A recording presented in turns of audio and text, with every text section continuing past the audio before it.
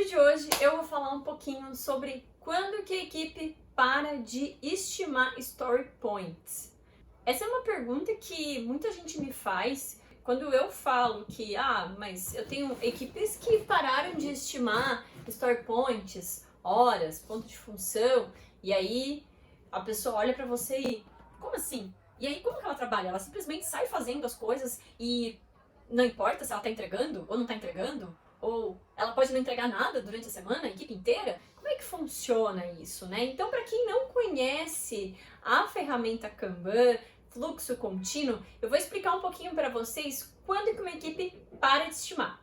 É muito comum quando você usa Scrum, a gente usa Story Points. Inclusive, eu tenho no Ana G. Soares um post sobre como ensinar a introduzir story points para uma equipe utilizando chocolate numa caixa de bombom. Então é bem legal, a equipe começa a praticar o uso de story points com tamanhos de bombom que possuem complexidades diferentes, inclusive um recheio do bombom. Depois vocês podem acessar lá e conferir melhor essa dinâmica. Bom, mas o que eu quero falar aqui é como que a equipe então para de estimar seja em horas ou story points. Depois que você tem uma equipe um pouco mais madura, a equipe ela para. Tem alguém usando uma furadeira, cara. Preciso morar no mato. Vai ter grilo.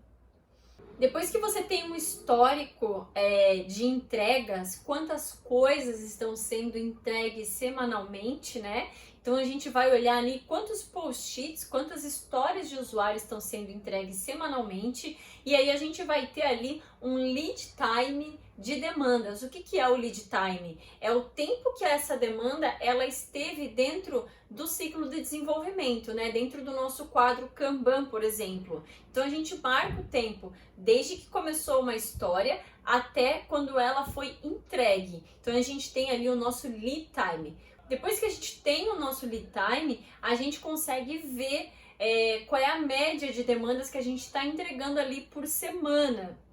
Então a gente consegue ver se é 5, se é 6 histórias, se é 10, né? E qual é a média de tempo que cada história ficou dentro do quadro Kanban. A partir do momento que você começa a coletar esses dados, você vai levar em torno de 1 ou 2 meses para ter mais confiança, porque quanto mais dados na estatística, mais confiante fica a sua projeção estatística.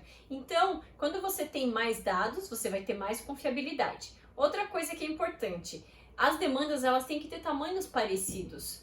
Claro, pode acontecer de ter uma demanda muito grande, uma demanda pequenininha? Pode, mas o ideal é que quanto mais demandas de tamanho parecido, mais confiabilidade você tem no seu dado, e aí é quando você pode aplicar a lei de Little.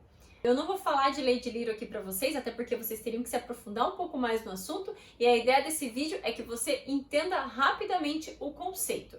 Bom, depois que a gente tem todos esses dados coletados, a gente consegue fazer uma simulação ali de qual é a média que a equipe consegue entregar toda semana. Quando a gente começa a fazer essa projeção estatística, né? Então você não necessariamente vai precisar estimar as coisas novas que entram, porque você já vai ter uma projeção estatística. Então fica muito mais fácil. Não é um bicho de 7 cabeças.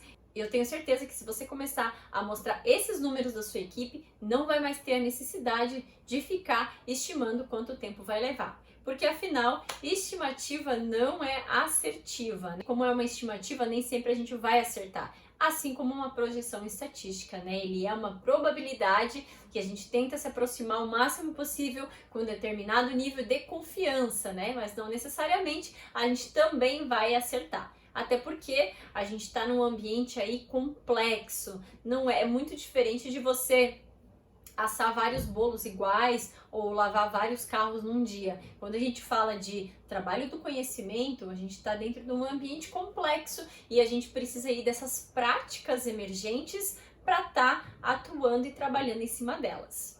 Outra coisa que me perguntam, pode acontecer do cliente ainda querer ponto de função e eu posso usar essas métricas do Kanban para trabalhar com o time internamente? Pode. O que acontece no ponto de função é feita uma estimativa antes de começar o trabalho e depois no final é feito de novo uma contagem de ponto de função de quanto que foi entregue. E aí o cliente faz o pagamento de acordo com os pontos de função entregues. A única cilada do ponto de função, né, uma das ciladas do ponto de função é o fato de você não poder contar requisitos não funcionais. Né? Então aquele script que não tem como você contar, ou coisas que você precisa mexer a fundo no código você não vai poder contar, ou você vai ter que recontar tudo de novo, né? Então o ponto de função perdeu bastante sentido.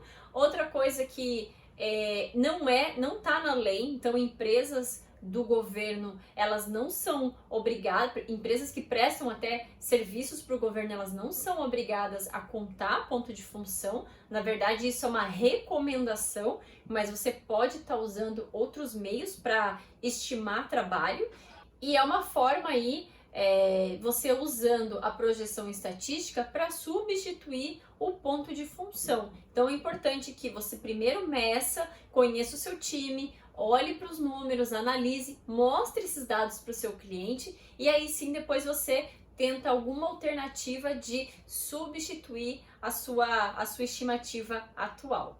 Então, te desejo uma boa sorte aí nessa jornada. Se você ficou com alguma dúvida sobre métricas, deixa um comentário aqui no vídeo para mim, e até a próxima!